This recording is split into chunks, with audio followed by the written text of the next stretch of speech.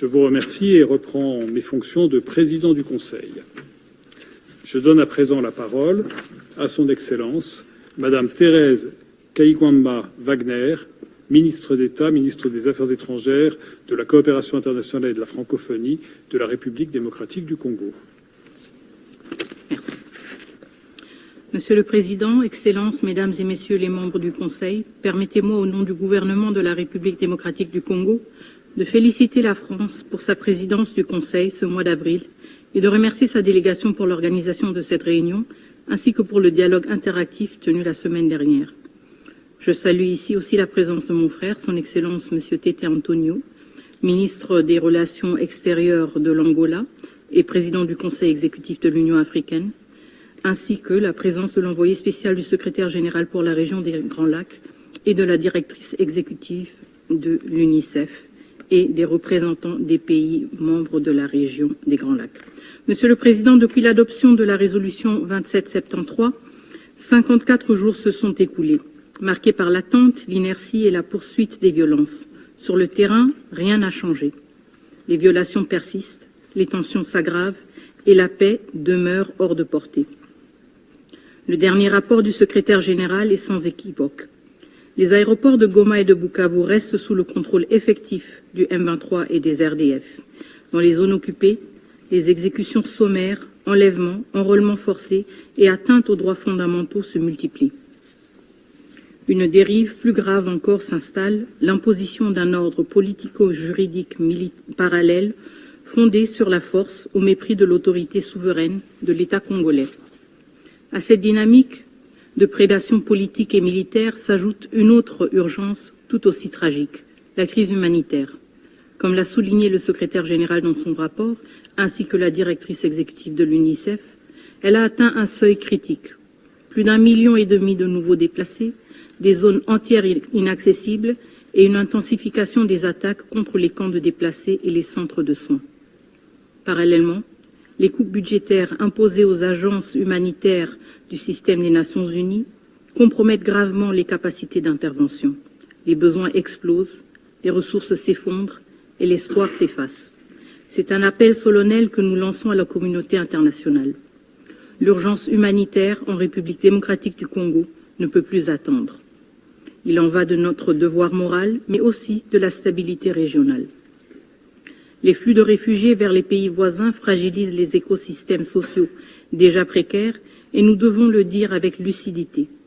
Le retour des déplacés et des réfugiés dans un contexte d'occupation prolongée et de tentatives de repopulation imposée est une question hautement sensible. Elle touche à la cohésion sociale et à la mémoire des territoires. Mal gérée, elle deviendra un terreau fertile pour des conflits futurs. Mr. President, the adoption of... Monsieur le Président, l'adoption de la résolution 2773 du Conseil de sécurité marque un tournant. Et pourtant, la situation sur le terrain n'a pas changé.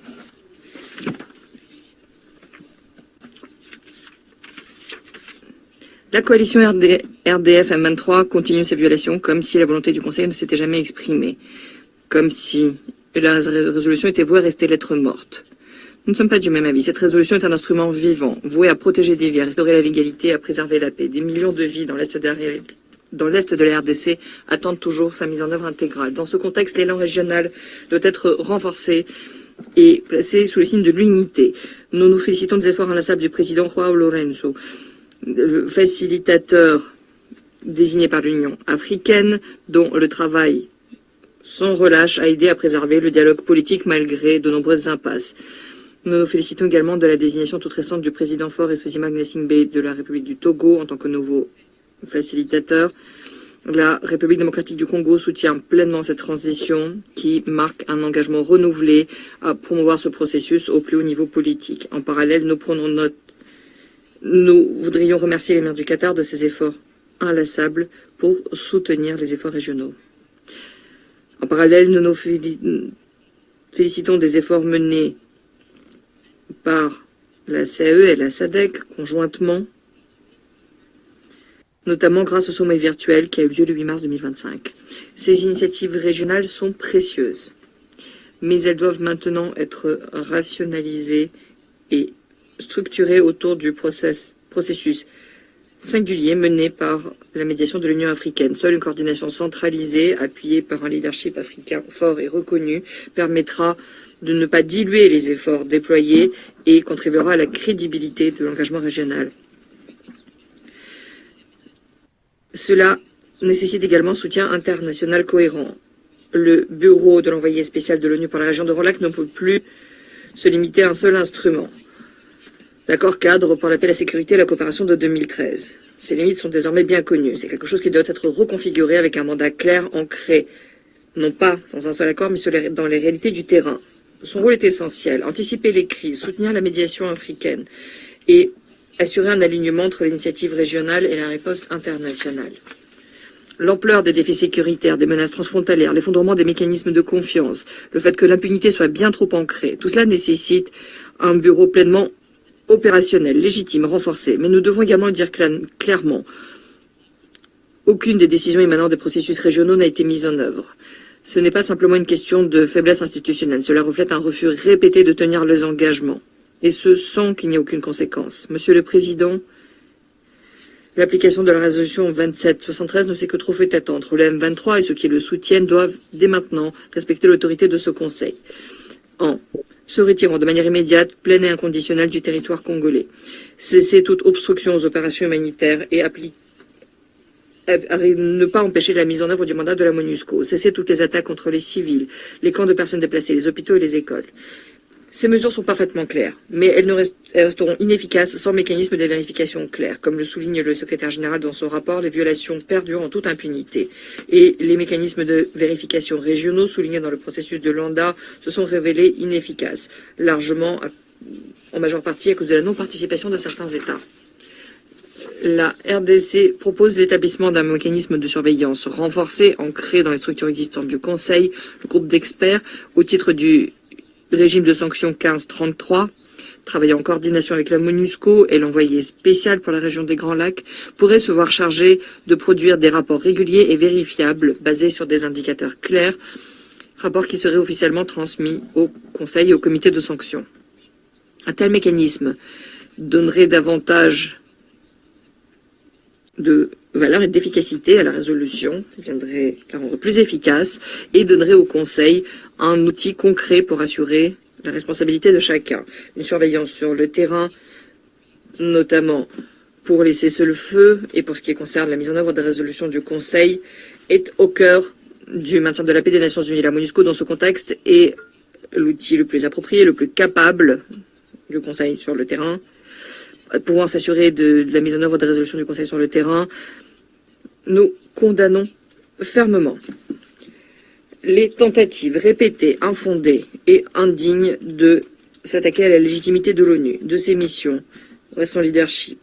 Il s'agit d'attaques soutenues par le Rwanda. Ce deux poids, deux mesures est inadmissible. Un État ne peut pas, d'une part, être un pays fournisseur de contingents aux opérations de paix, bénéficier de la désignation d'un représentant spécial, le secrétaire général, et en même temps mener des campagnes de diffamation contre les Nations Unies, tout en profitant de sa légitimité pour préserver son appareil militaire et pour sauver ce qui reste de son réputation internationale. Résolution 2773, certains acteurs se sont déjà mobilisés en imposant des sanctions ciblées contre le Rwanda et le M23. Cela mérite d'être salué. Une décision du Conseil ne peut rester sans suite, en particulier lorsqu'elle est ouvertement violée par un État qui contribue pourtant aux opérations de maintien de la paix. Fort de ces mesures, le Conseil doit désormais faire respecter sa propre décision. L'expérience le montre. Les sanctions ciblées et la pression politique fonctionnent. Elles modifient les rapports de force, réduisent les soutiens extérieurs et favorisent les ajustements de posture. Il est temps de les intégrer dans une réponse multilatérale structurée. Et demander des comptes ne devrait pas valoir une menace. Personne ne devrait être envoyé en enfer pour avoir défendu la Charte des Nations Unies. La République démocratique du Congo recommande ainsi de constater formellement le non-respect de la résolution 2773 par le Rwanda, de mettre en place un mécanisme de suivi assorti de mesures coercitives progressives, de sanctionner la chaîne de commandement des RDF et des décideurs politiques responsables, de révoquer le statut du Rwanda comme pays contributeur de troupes, d'imposer un embargo sur les minerais rwandais issus de l'exploitation illégale en RDC et d'instaurer un régime de notification obligatoire sur les transferts d'armes à destination du Rwanda. Ces mesures sont fondées dans les faits, le droit et le mandat même du Conseil de sécurité. Sans ce fait palpable, il est fort évident que le Rwanda et le M23 puissent entraîner la perte totale de l'autorité de ce Conseil, non seulement aux yeux des populations congolaises meurtries depuis 3 décennies, mais aussi aux yeux de toutes les nations du monde qui croient encore à la mission universelle de ce Conseil. Monsieur le Président, Mesdames et Messieurs les membres du Conseil, alors que ce Conseil délibère, les populations de Goma, de Bukavu, et de l'Est de la République démocratique du Congo en général subissent chaque jour les conséquences de l'inaction. Elles ne sont pas oubliées, leur souffrance est visible, leur résilience force le respect, leur dignité demeure intacte et notre unité nationale inébranlable. Avant que l'espoir soit ravivé par la résolution 2773 ne s'éteigne, la République démocratique du Congo appelle ce Conseil à décider sans délai des organes chargés de son exécution, évaluer clairement les conséquences de non-respect, y compris par des sanctions ciblées, et mettre en place un mécanisme de suivi garantissant la redevabilité et la cohérence de la réponse internationale. Alors que ce Conseil délibère, les populations de l'Est de la République démocratique du Congo continuent de subir les conséquences de l'inaction. Monsieur le Président, Mesdames et Messieurs les membres du Conseil de sécurité, je souhaite conclure cette intervention sur une note de mémoire. Avril est un mois de recueillement, celui où nous commémorons le génocide rwandais, le génocide contre les Tutsis. Ce drame a, à juste titre, marqué la conscience mondiale. Mais il a aussi déclenché une autre tragédie, plus longue et souvent tue, celle du peuple congolais. Depuis 30 ans, l'Est de la République démocratique du Congo subit les répliques de cette horreur initiale. Il a absorbé, seul, le choc d'une instabilité régionale née de la fuite des génocidaires, de la prolifération des groupes armés et d'une logique de représailles sans fin. Cette situation trouve son origine dans les décisions, entre autres prises en 1994 par la communauté internationale, sous l'impulsion du Conseil de sécurité, à travers notamment la résolution 918, qui a encouragé les autorités zaïroises d'alors à ouvrir leurs frontières pour accueillir les réfugiés rwandais.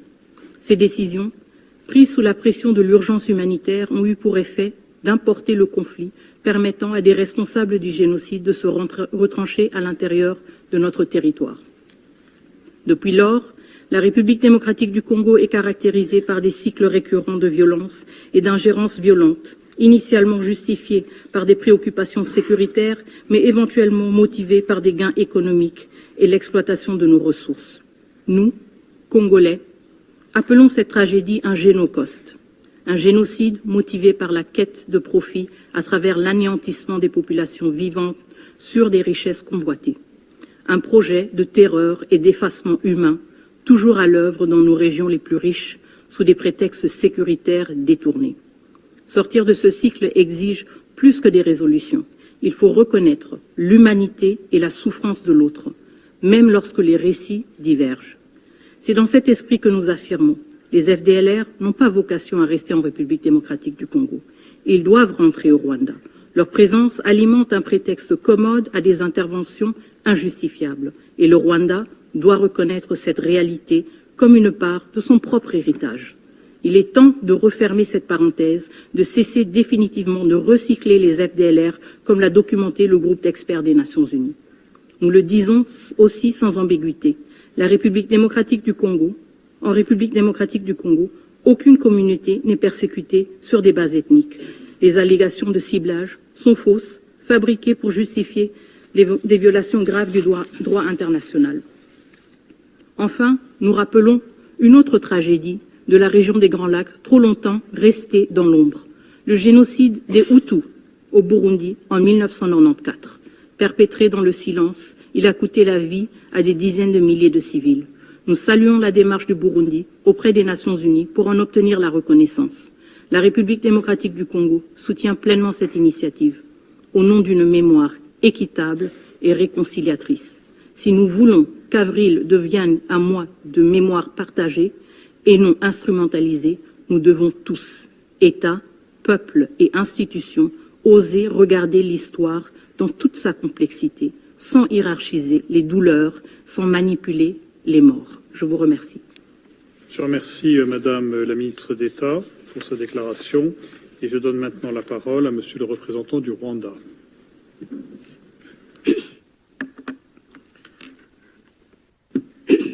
Thank you very much, Mr. President. Merci beaucoup, Monsieur le Président. Tout d'abord, je voudrais remercier l'envoyé spécial, M. Chier, pour son exposé très complet et pour ses efforts. Nous remercions également la directrice exécutive de l'UNICEF. Nous remercions le ministre des Relations extérieures de l'Angola de son exposé très complet et merci aux membres du Conseil de leur attention et de leur intérêt pour ce sujet. Pour commencer, nous voulons réaffirmer notre attachement sincère à la paix et à la coopération régionale. Nous continuons d'appuyer les processus régionaux. Nous pensons qu'ils représentent la voie la plus efficace pour avancer vers la paix et la prospérité durable dans notre région. Les partenaires de la région et au-delà, tous appellent à la paix, à trouver une solution durable tenant compte des préoccupations de toutes les parties. Le Rwanda partage ce point de vue et nous sommes prêts à jouer notre rôle pour atteindre cet objectif. Monsieur le Président, Mesdames et Messieurs les membres du Conseil, l'accord cadre pour la paix, la sécurité et la coopération a été signé en 2013. Ce fut une initiative historique, un engagement hardi, collectif à mettre fin au cycle des conflits en RDC et dans la région des Grands Lacs. L'objectif était de prendre à bras le corps les causes profondes de l'instabilité et de bâtir un sentiment de confiance mutuelle entre les États et les peuples de la région. Et pourtant, alors que 12 ans ont passé, nous nous heurtons toujours aux mêmes défis. Ceux que l'accord cadre pour la paix, la sécurité et la coopération visait à relever.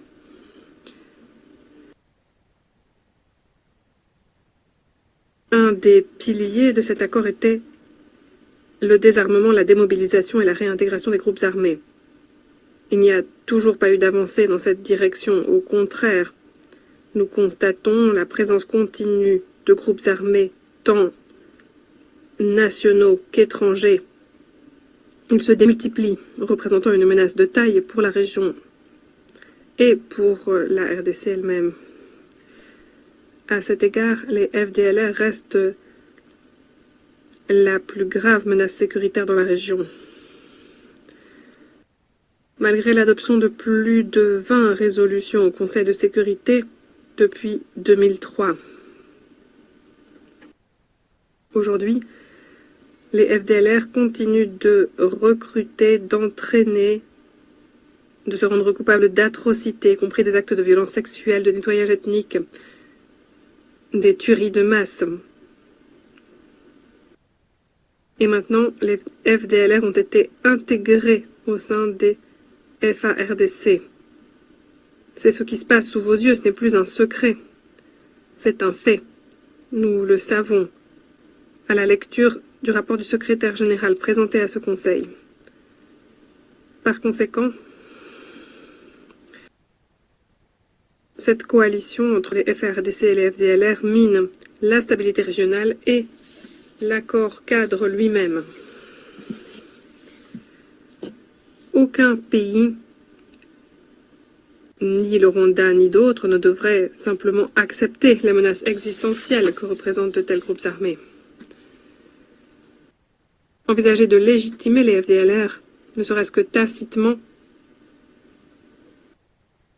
appuyer ce groupe armé, ne ferait qu'exacerber le conflit. Monsieur le Président, Mesdames et Messieurs les membres du Conseil,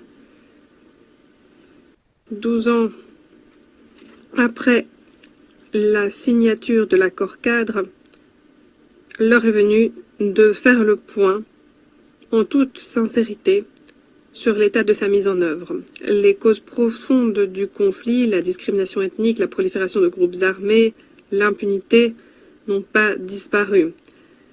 L'on a consacré des ressources a essayé de les éliminer. Des résolutions ont été adoptées. Et pourtant, nous n'avons pas beaucoup avancé. Malgré ces défis, le Rwanda reste optimiste et nous restons attachés à la pleine mise en œuvre de l'accord cadre. Nous sommes convaincus que sous la supervision du Conseil de sécurité et en coordination avec les partenaires de la région, nous pouvons briser le cycle des violences et ramener une paix pérenne dans la région des Grands Lacs. À cet égard, Monsieur le Président, Mesdames et Messieurs les membres du Conseil, le Rwanda propose les étapes suivantes, visant à étayer la pleine mise en œuvre de l'accord cadre pour la paix, la sécurité et la coopération. Premièrement, désarmer et neutraliser les FDLR et tous les groupes issus des FDLR. Le Conseil doit garantir la pleine application des résolutions qu'il adopte, sans accepter d'approche sélective et exiger des comptes de la part de tous ceux qui appuient les FDLR ou collaborent avec elles. Deuxièmement, condamner les incitations à la haine ou aux discriminations ethniques en RDC. Le Conseil de sécurité doit se montrer ferme face aux incitations à la haine et aux marques de xénophobie en RDC qui ne font que nourrir la violence, creuser les divisions et promouvoir la persécution des communautés congolaises Tutsi. Troisièmement, appuyer les efforts conjoints menés dans la région sous la houlette de la communauté d'Afrique de l'Est et de la SADC. Le Rwanda appelle le Conseil de sécurité à pleinement appuyer les processus en cours à l'initiative d'organisations africaines. Il représente la meilleure chance de parvenir à une paix durable dans la région. Le Rwanda se félicite également des mesures de confiance lancées par l'État du Qatar qui viennent compléter ces processus et appuyer la dynamique positive actuelle. Nous nous félicitons également de la visite récente dans la région du conseiller des États-Unis pour l'Afrique, M. Massad Boulos.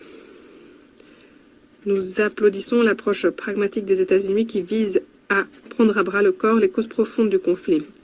Quatrièmement, renforcer le rôle de l'envoyé spécial dans la région. Nous appelons l'envoyé spécial du secrétaire général à travailler en étroite coordination avec les processus de la SADC et de la CAE.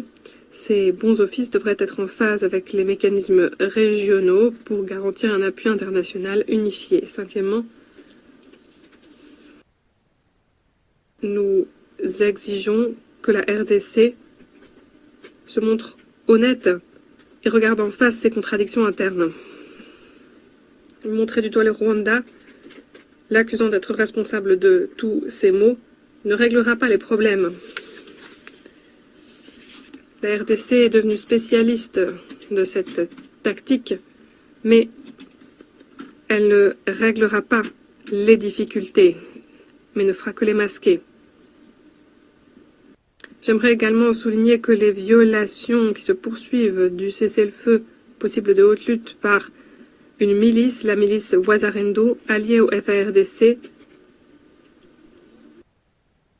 que le Conseil n'a toujours pas condamné, représente un manquement important au principe d'appropriation du processus, alors que la RDC relègue à une milice sa responsabilité politique. Monsieur le Président, en guise de conclusion, le Rwanda reste attaché à l'accord cadre. Nous croyons dans la promesse qu'il incarne, mais cette promesse ne sera tenue que si elle est étayée via une reddition de comptes authentique, une coordination régionale et une action politique audacieuse.